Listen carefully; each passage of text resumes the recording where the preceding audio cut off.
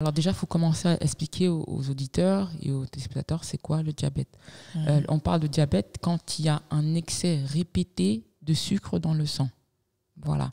Un excès répété. C'est pas une fois, tu as mangé un petit bonbon et puis voilà, non. C'est un excès répété, on va faire une prise de sang. Si on trouve, bon, je vous dis des chiffres de l'OMS, mais bon, bref, c'est pas obligé de les retenir. Hein. Si on trouve 1,26 g, au-dessus d'1,26 g dans votre sang de sucre, là, on va commencer à faire des investigations, des examens, parce que c'est la définition du diabète par l'OMS. Maintenant, il y a 2 types de diabète. Il y a même 3, on peut dire 3 types, entre guillemets, mais officiellement, c'est plutôt 2 types. Il y a le diabète de type 1. Là, ça touche plus les enfants, généralement, même si de plus en plus, on voit des adultes avec des diabètes de type 1, ce qui est étonnant. Et là, c'est un diabète, c'est ce qu'on appelle, entre guillemets, une maladie auto-immune. C'est-à-dire que tes anticorps deviennent fous, ils attaquent ton pancréas. C'est ton pancréas qui va fabriquer le signal qui va dire à tes cellules, allez, il faut que le sucre rentre à l'intérieur. D'accord. Voilà. Et ce signal-là s'appelle l'insuline. Donc, diabète de type 1, voilà. Donc, les gens, dans ces cas-là, enfin, les personnes dans ces cas-là, elles ont besoin d'insuline. Donc, elles ont un manque d'insuline et elles vont s'injecter de l'insuline. Voilà. Soit par des pompes, soit par des injections répétées, soit par des pompes qui sont reliées puis ils restent plusieurs jours avec. Ça, c'est le type 1.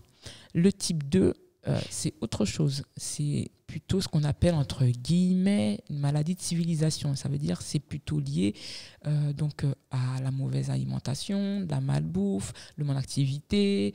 Là, c'est ce qu'on appelle plutôt, il y a une résistance à l'insuline. C'est-à-dire que vous mangez régulièrement des aliments qui sont très riches en sucre et tout. Donc, à chaque fois, votre pancréas, il fabrique le signal, il fabrique tout le temps. En plus, vous répétez ça dans la journée, hein, c'est pas une fois. Donc, à un moment donné, il fatigue. Alors, il n'arrête pas d'envoyer tout le temps, il n'en peut plus. Donc, tu as des taux très élevés d'insuline dans le sang et tes cellules résistent parce qu'elles ne comprennent plus. Il y en a tellement elles ont tellement de signaux qu'elles ne comprennent plus. Donc, c'est ça le diabète de type 2. Dans le diabète de type 2, il y a ce qu'on appelle aussi un diabète de l'Africain qui s'appelle en sciences diabète 2 cétosique. Qu'on voit plus, c'est les sujets noirs, donc africains. Et là, donc souvent, au début, on leur met de l'insuline. Et puis après, rapidement, on passe aux médicaments. Et il peut y avoir une forme de guérison. Donc ça, c'est spécifique souvent à des sujets africains. C'est ce qu'on appelle le diabète africain. Voilà. Diabète de type 3, on ne va pas en parler. C'est ce qui concerne l'Alzheimer, hein, les maladies, l'Alzheimer, la maladie des personnes âgées. Donc on n'en parlera pas. Donc c'est à force d'avoir une alimentation non adaptée, riche en aliments sucrés. Parce que je reviens encore comme tout à l'heure, dans l'ancien temps, quand l'homme moderne était en Afrique, il y avait sa source de sucre. C'est-à-dire que, tu sais, le sucre, c'est le carburant un petit peu du corps au départ. Hein. Au départ, c'est le carburant du corps. Et là, on va parler des sucres, parce qu'il y a plusieurs types de sucres. Moi, je parle des boules. Il y a les simples boules. Tu vois, tu imagines une boule simple. C'est un sucre qui va aller rapidement dans ton sang. Une boule simple. Même c'est celui qui a 2 boules, il va aller aussi plus ou moins rapidement. Et puis, tu as ceux qui ont des plus grosses boules, qui en ont 5, 500, 600, 1000 et tout. Eux, puisqu'il faut couper les liaisons entre les boules, tu vois, il faut que ton intestin coupe les liaisons, voilà, ça prend plus de temps. Donc, automatiquement, le sucre dans le sang monte moins rapidement. Tu vois. Mais le fait d'avoir une source excessive de simples boules ou de doubles boules, automatiquement, tu sollicites plus facilement l'insuline. Donc, dans l'ancien temps, dans l'homme moderne, quand il était encore en Afrique, sa principale source de glucides, hein, c'est comme ça qu'on dit ça, de glucides, c'était à 99% les légumes, les fruits, les graines et les racines africaines. Les racines, je parle bien des racines. Hein.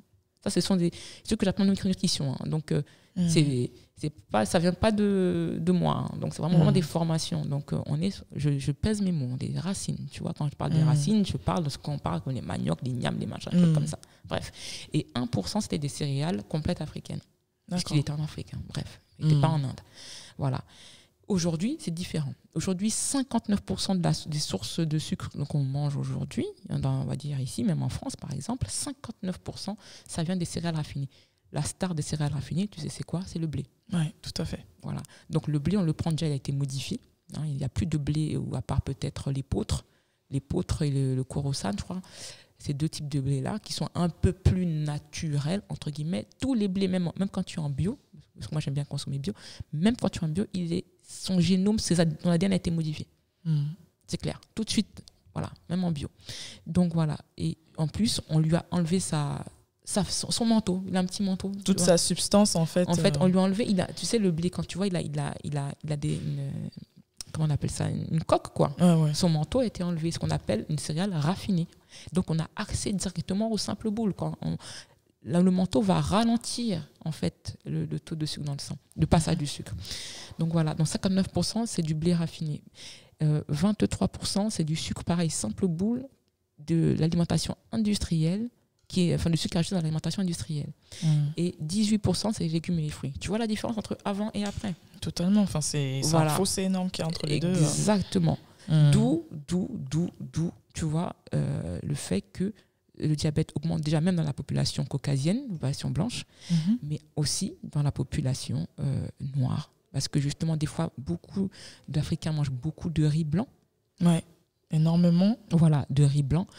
Faut savoir que le riz blanc, on lui a aussi enlevé son manteau. Il n'est pas semi-complet ou complet. Donc, automatiquement, c'est quasiment du sucre, quoi. C'est quasiment du sucre. Voilà, du riz blanc. Le blé aussi a beaucoup de place. Moi, je le vois en Afrique aussi. Donc, les beignets, une fois par semaine, c'est bien. Mais si tu en manges trop, des beignets au blé, c'est pas bon non plus.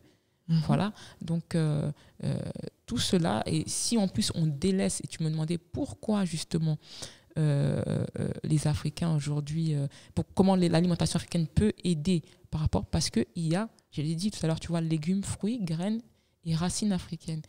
Voilà, si tu amènes dans ton alimentation plus de ces fruits et de ces légumes-là, et notamment aussi des racines, j'en ai parlé, de racines, c'est-à-dire du manioc, dont l'indice glycémique, la capacité à monter le sucre dans le sang, c'est 40, donc c'est un indice glycémique bas. Pareil, l'igname aussi, le macabou, moi j'en ai mangé il n'y a pas longtemps, la patate douce, la patate douce jaune au pays, on le trouve orange en plus ici parce que ça vient d'Amérique latine, mais il y a la patate douce jaune au pays qui est très présente. Enfin, tous ces racines-là ont des index glycémiques bas et en plus, sont des aliments bruts. Donc ils ne vont pas faire augmenter trop rapidement le sucre dans le sang. C'est en ça que je dis que justement, en revenant vers cette alimentation un peu plus adaptée, on va limiter la résistance à l'insuline. Tu vois ? Pareil pour les légumes, comme le gombo. Le gombo est connu scientifiquement pour abaisser le sucre dans le sang. La cannelle, c'est connu, c'est posé. Si vous faites cannelle et sucre, c'est posé. Le gombo, la cannelle, le moringa, c'est posé. Faites vos recherches, c'est posé. Voilà. Donc, le moringa, non, on parle que d'Ayurveda. Non, le moringa, moi, j'ai vu, ça pousse en Afrique. C'est vrai que souvent, malheureusement, on dit trop souvent que ça pousse qu'en Inde, mais on oublie aussi que ça pousse également. Non, oui, mais tu sais, si tu fais tes recherches, les 3/4 des aliments que nous mangeons, mais ce n'est pas 90%, quand tu vas sur Internet, sont des aliments qui viennent d'Amérique latine et d'Inde. À croire que l'homme est né il y a 200 000 ans en Afrique, mais il n'avait rien à bouffer. Il a attendu le 15e siècle que les explorateurs portugais viennent pour qu'il puisse manger. Comment il a vécu pendant plus de 199 000 ans, je ne sais pas. Donc tu vois un petit peu les choses. Le paradoxe. Oui, mais ça, là on est peu dans le paradoxe. Là, on est dans le mensonge historique. Ouais, totalement. Donc voilà. Donc tu verras. Donc voilà. Donc c'est en ça que je dis que ça peut aider les personnes. Cette type d'alimentation peut aider les personnes à prévenir ou voire à pouvoir limiter, voire guérir du diabète. Tout simplement, le diabète de type 2, on peut en guérir. Le type 1, c'est compliqué, non. Le type 2, on peut en guérir si on reprend des bonnes habitudes alimentaires et un bon traitement. Ouais, c'est vraiment très intéressant ce que tu dis, parce que c'est quelque chose, quand on va dans les magasins ou quoi, moi souvent je rentre des fois dans les magasins juste pour regarder un peu, pour observer, et je me rends compte que on est envahi de sucre. Tous les premiers, que ce soit au rayon enfant, c'est des Kinder Bueno, pas mal de choses en fait sucrées qu'on leur présente. Tout à fait. Les adultes aussi, et puis avec le rythme de vie où on est stressé, on court dans tous les sens. Premier réflexe qu'on a souvent, c'est allez, je me prends un paquet de gâteaux, je me prends ceci, je mange ça vite fait. Et c'est vrai que de fil en aiguille, en mangeant ça chaque jour, après on développe des maladies et on comprend pas trop pourquoi. Et le sucre le sucre a un effet sur le cerveau, c'est-à-dire qu'il va fabriquer une hormone dans le cerveau qui s'appelle la dopamine, et c'est la même hormone qui est fabriquée quand tu es entre guillemets, quand tu es usager de drogue. C'est la même. Tu vois, il y a je sais plus comment il s'appelle ce chercheur-là qui avait montré qu'en fait que le sucre était aussi addictif que la cocaïne. Donc c'est la même hormone quand tu prends ton sucre, c'est comme un shoot en fait. Exactement la même chose.